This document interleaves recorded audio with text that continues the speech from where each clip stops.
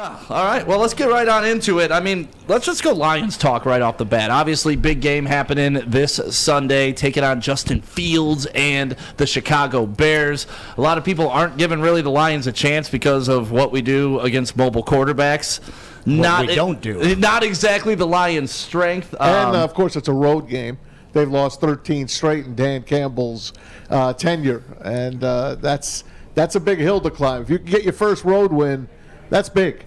Yeah, and remember, what was it, like 3 or 4 years ago, the Lions went like 3 years without winning a road game. And, you know, we're slowly inching back to that era, but this is what Dan Campbell had to say about their 13-game road losing streak under his watch. Boy, that's brutal. When you just said that, I hadn't thought of it like that. Yeah, that's rough. I think we will talk about that now that you I think what we talk about is, hey, man, first road win. This is an opportunity to get the first road win, but you have to treat the game no matter, on the road, at home, no different. And it's all about how do we prepare for this opponent, the work you put in, the consistency, and the little things. Now I'm a Dan Campbell guy. That response kind of scared me. Yeah. Can you play back just the first 5 seconds of that response real quick, Fletch? And I want you to, if you took away what I took away, listen to what he has to say. Boy, that's brutal. When you just said that, I hadn't thought of it like that. Yeah, that's. Did he not think of it like that, or did he not even know? What? Right? Are you so unaware that you have not run a road game in 13 tries? Like, did an actual reporter just bring that to Dan Campbell's attention? Do you believe that, or do you think that he's just trying to play it off? Listen, it's so familiar for us to not win on the road that, we could just think it's normal. For him coming in here, you got to know these things. You've got to think about these things. You got to prepare for these things. It's something. It's board, whiteboard material. I'm really let down on that clip. No, he knows. He talks about the road losses. The question had to have been asked differently. I mean, how do you ask that question different? Do you know that you've never won a game on the road? Like, how many ways can you ask that question? I don't know. Maybe the reporter asked, how important is it for you to win on the road? Something like that. He's like, I never thought of that? I hadn't thought of it that way. I don't know. I don't think he asked him flat out, hey, did you know this is going to be maybe your first win on the road? He knows.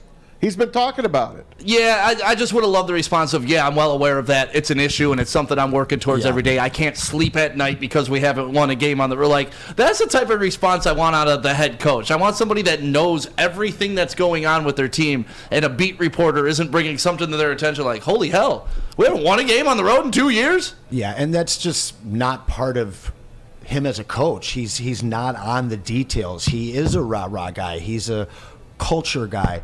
And I'm not surprised seeing little things like this slip past him, or even if he's aware of it, not thinking about it and turning it into a spin to propel his team, emotionally.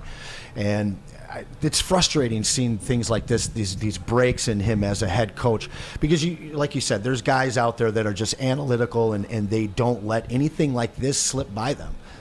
Yeah, I bet you Bill Belichick could tell us every road loss he's ever had in the history of his tenure of coaching. Noah from the WoodwardSports.com chat right now is saying he was responding sarcastically. I didn't pick up sarcasm in that. None. Did you? Well, Noah listens to the entire press conference. So. Yeah, and that's I will take Noah's opinion in that, but come on, man. Even if you're sarcastic, like when you're losing, now's not the time to joke, homie. 100%. When you're winning, go ahead. Laugh it up. Let's pretend we don't know things that we absolutely know. But when you're losing, it's time to be like, no, I got this. You're damn right. Yeah. And we need to fix that problem immediately. There's a time and a place, and 2-6 is not it. Yeah, well, that's where we're sitting right now. The spread did drop down to 2.5 today. Which is interesting because late money on the Lions here. And usually, I'm not sure if this is the way sportsbooks still work, but back in the day, if you were +3 at home, that's pretty much even. Whenever you're at home, they give you +3. Correct. So for the Lions to be 2.5-point underdogs, technically they're half-point favorites going into this game. Vegas looks at them as a favorite if they were playing at a neutral site.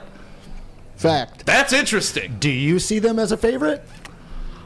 We talked on Sunday, and we liked them to win. I did like them to win. Yeah, I think I've changed my mind since then. got Chase Claypool, who only took about 35% of the snaps last week. He's going to get into that offense. You're going to see him at 80 to 90% snaps. Your boy Cole Kmet has become a big part of this offense. And we watched Fields go from completing about 51% of his passes in the first half of the season. Now he's doing 63%. We struggle on the road, clearly. We struggle with mobile quarterbacks. I know you hate when I say it, but it's a trap. For who? Us? For the Lions. For the Lions? Yeah, coming in, the timing's really nice for the first road victory, the big victory over Sharon Rodgers and carrying that momentum in. Better be careful. That's Maz's boy. Maz loves him some Aaron Rodgers. Well, he was Sharon on Sunday, brother. That's fine. He played his worst game. No doubt. Oh, look, and right there, Packers 5-game losing streak for the first time since check it out. 2008. The Bears have put up 84 points in the last 2 games. But they're giving up more than that. Yeah. I mean, they've given up 84, and they've scored 70 some odd. So the Bears come in, they've lost 4 of their last 5. So they're not a hell of a lot better than the Lions. These are 2 even teams. The only difference is Justin Fields. He's a superb running back, and the Lions have to make him pass. You have to keep him in the pocket. Easier said than done. It's going to be Josh Paschal, and it's going to be Aiden Hutchinson moving all around that field, inside, outside. Got to keep him in there. It didn't work with Jalen Hurts. Philadelphia is a lot better than the Chicago Bears. It just might work in this game, and they get themselves a 2-game winning streak here. This is a good opportunity for the Lions to steal one on the road. You brought up Aiden Hutchinson, and he said he's kind of feeling pretty good about going to Chicago inside Soldier Field and doing what he does. Here's what he had to say. Things have really started to slow down, and just even in how I game plan and how I see things, and I think it's gotten a lot better for me. And I think I mean, obviously, talking about my progression, it's definitely on that upward trend. I feel like, and especially with some of the scheme changes, I feel like have been helping me and getting me in better positions. And I love that, because one of the things that I think all of us felt Aiden Hutchinson was doing was too much early on, just trying to be Mr. Everything to everyone. And when you're doing that, you're playing kind of outside your mode. And now it seems like he's like, the game's starting to slow down a little bit. And when rookies start seeing the game slower, that's when they start to take that next step. And he's had flashes. He hasn't been the end-all, be-all like we thought. But at the end of the day, you look at his stats, and he's probably the best defensive lineman that came out of this draft. Yeah, and you start adding guys like Kirby to the mix and putting Paschal on the other end. He's asked to do less as the game starts to slow down for him. Starting the season, they pegged him for 8.5. That was the over-under for sacks. Right now, he sits at 4.5. He's trending to about 9.5 at this point.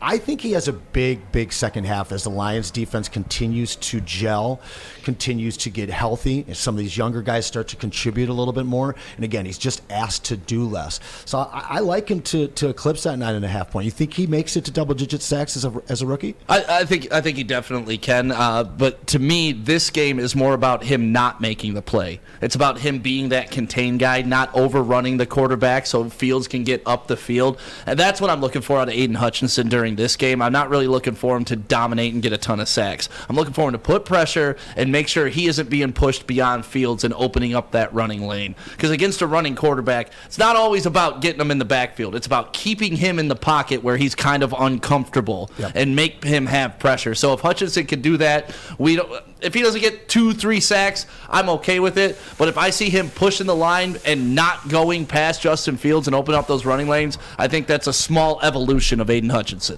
And it's an evolution of the Lions in general. When you see what we did in week 1, how we got torched by Hurts. We're close at times, but he just ran and did whatever he wanted. He found and made big plays.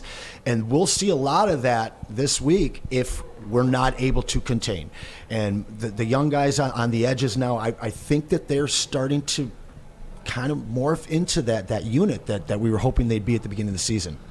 Yeah, let's face it. The defense has turned around the last couple weeks. I mean, that's the bottom line. Unfortunately, the offense hasn't really kept suit with that, and that's the other side of the coin, right? We're talking about the defense, what they're going to have to do against Justin Fields. Last time this offense went on the road outdoors, they didn't put up a point. That's scary. That was against Belichick and the Pats. It's still the Matt outdoors. Patricia. Yeah. Oh God, Matt Patricia. That was a horrible game. That was a game that really disappointed me. That's the worst game of the year to me. And I said it then. Hopefully they could throw that game out of their mind and move on. And they did, because they shut the Cowboys down, should have won that game. The Dolphins, they made some mistakes in the secondary, cost Aubrey Pleasant his job. And then last week, they keep the Packers to 1 touchdown. But what more do you want from the defense? They're getting better since the break. AG's got them playing. He does. Yeah, last week was almost a bend but don't break defense. They did give up over 400 passing yards, so it's not like they shut them down. But in the red zone, they tightened up and got those turnovers, and that's what you want for that defense. Just they're going to have to create turnovers if the Lions' defense is going to be successful.